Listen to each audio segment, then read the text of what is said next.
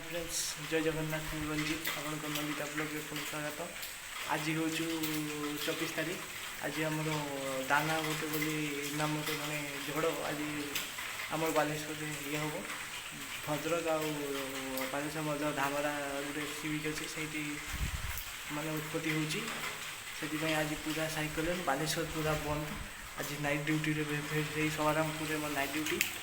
आज केमी काटुची आसतु देखिए आगे दानार एते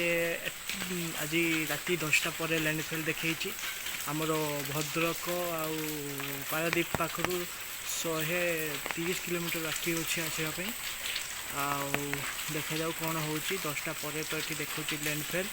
तापर आगामी किसी समय पर देखा कौन हो किछि नजारा देखु बाहर ये हूँ दानार रास्ता रे गुटे भी कहीं भी नहांती किसी भी है नहीं आगे।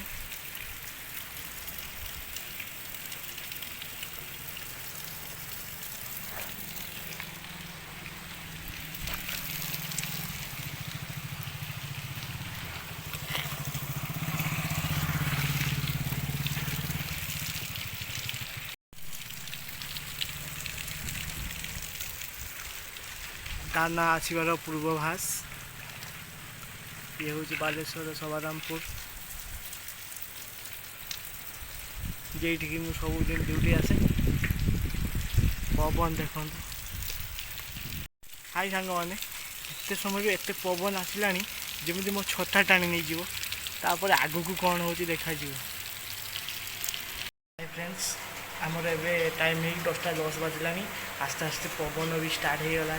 देखा जाओ आगे कौन हो भाई आज बहुत सीरियस वर्षा भाई देखापी बहुत डर भी लगुच फास्ट टाइम बात्यार सामना करने को जाऊँगी। हाय फ्रेंड्स मुझे जानवा पाइली आम घर ये कंपनी पाखे सब झाटी माटी घर कर रोचे जो मैंने कि आज किसी जाइना सब घरे अच्छा घरे घरे रही मु रेस्क्यू कली कहीकि आसली पवन हेल्ले पलि आस ऑफिस को रही आज्ञा ऑफिसटा लोक रते झड़ बात्या हो लोक लोक तो से आग को कौन हो देखा जाऊ जारी रही।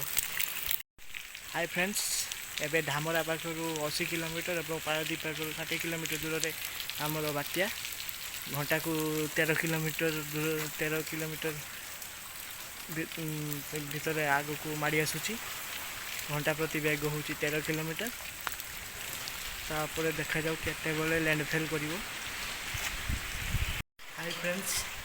राति 11:55 टाइम है एबे पवन देखिए वर्षा कम कम हो किंतु पवन जोर हो आम पारादीप पाखर 50 किलोमीटर दूर में आमर धामरा पाखर 60 किलोमीटर दूर में दानी रही बात्या आग को पहुँची नहीं वर्षा कम हो किंतु पवन जोर हो देखा जाओ राति कौन हम।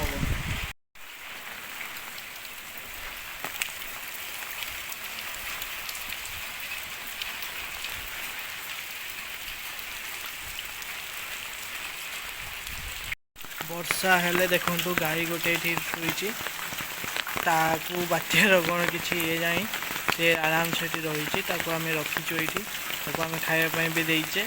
ये आम जेनेटर रही लाइन किसी जापे लाइन गलापर आम ये जेनेटर भी यूज कर इलेक्ट्रिक वाला देते जेनेटर आम रखीचु आनिकी बिल्डिंग को सप्लाई करेंगे